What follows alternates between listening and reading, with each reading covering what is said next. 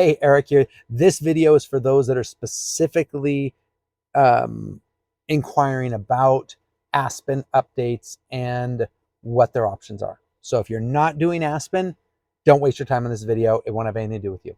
For those that are using Aspen, welcome.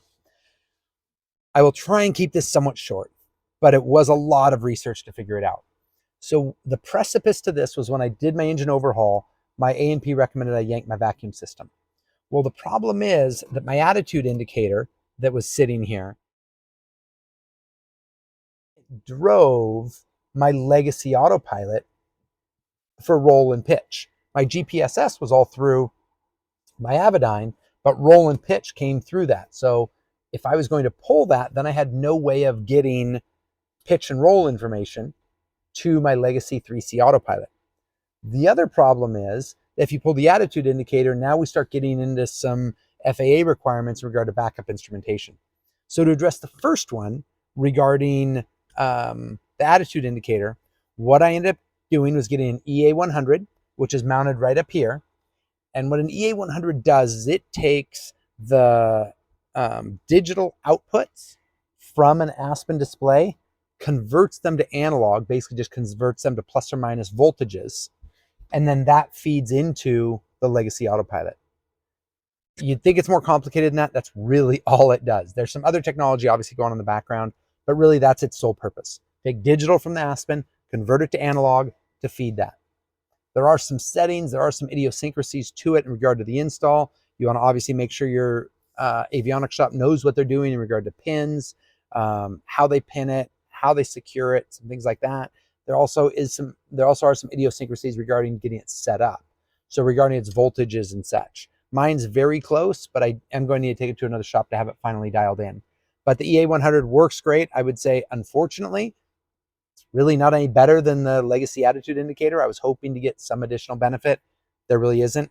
But since I wanted to yank the vacuum system, it just kind of ended up with it.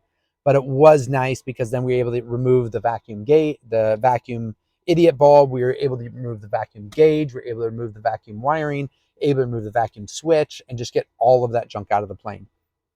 And by doing all that, it did save us about 45 pounds by the time we were said and done between that and some other things. Okay, so that wraps up in electronics of how to make it work and how to get the thing going.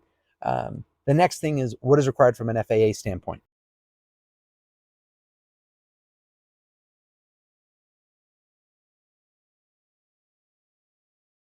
As I was doing research, what I found is that you have to have, no matter what, you have to have some type of backup with a single Pro Max. So I have the Pro Max with a standard battery. And basically, if you talk with Aspen, if you add a second display, then you can remove your legacy instruments. So if you add the MFD, then you can remove legacy. The problem is that's a lot of cost. As I recall, the MFD is like $6,000 or $8,000, and it's got as many wires and pins and everything else on the backside as the PFD. So I was looking at that going, geez, that's gonna be $10,000 or $15,000. You know, when I looked at my engine monitor, I think it was 6, but by the time I was done, I was at 13. So I kind of had those same fears. And I really didn't like the look, frankly, of two Aspen displays, and I didn't see a need for it. I get a lot of my mapping data either from my mini iPad here or my full-size iPad here, and it just kind of seems a little bit kludgy to me. So instead, what I decided was legally I have to keep my airspeed and altitude indicators. Those have to stay. But if you only have one display, then you either need to have a turn and bank indicator or a backup attitude indicator. That's how when I read through the spec, you want to confirm for your own aircraft. But as I understood my own aircraft, I have to have a turn and bank indicator. I don't need to have an attitude, but I need to have a turn and bank. But what I decided instead was that my turn and bank, the bearings were going out. So it needed to be rebuilt. So I thought instead, let's go with a backup attitude indicator, which then gives me all of my backup primary information in a completely independent display with its own battery on its own circuit breaker. Yes, they share the same pitot-static system, but otherwise they're completely independent. And I just like that better. Not to mention the Avionics certified AV30 is only about $2,000, and you gain angle of attack, which I don't have on my Pro Max. So it just added up and it made sense. The other thing I do really like in regard to the UAV is that it gives you density altitude. You do need to update to the current firmware. We are in June of 2023. So do make sure and run that update so you can get that done. But then as a result, what I end up with is I end up with a backup attitude indicator that gives me angle of attack, density altitude, alerts, vertical speed, a whole series of information between these two. So in reality, I never even look at these because I have barrel pressure here, airspeed altitude here, compass heading here. I have everything I need between this 3-inch round display and my Aspen display. I love this layout. I think this is a great layout. I think it's very value focused. So if you're trying to make some updates, but you don't want to spend $20,000 or $30,000 on avionics just to address that, I think this is a great solution. These two gauges, they basically just sit there and I never look at them. They're totally fine on their own, but I just ignore them and I go off of these. So now I get everything I need just off of those. I think it's a clean look. It's very, very easy when it comes to setting my baro on each one. So every time there's a baro change, I just adjust those. And I think the layout just works really well. Now, one thing I do want to add is that one of the questions that comes up is that people go, well, maybe I should just do a Garmin panel. I think there's absolute value in that. For me, because my plane came with the Aspen, I didn't want to just throw it away. There was a shop here in town that said, oh, no, you got to yank everything out and just do all Garmin. You'll be so much happier. It was also, I think they estimated 60 or 80 grand. It's like, well, I'm not going to go there. So for me, what we end up with here, and for me, I'm really concerned about something called task saturation, which is when you're actually getting too many things to do, not enough time to do them, and it ends up causing the human brain to lock up. So what I like about my panel is that it's all segmented.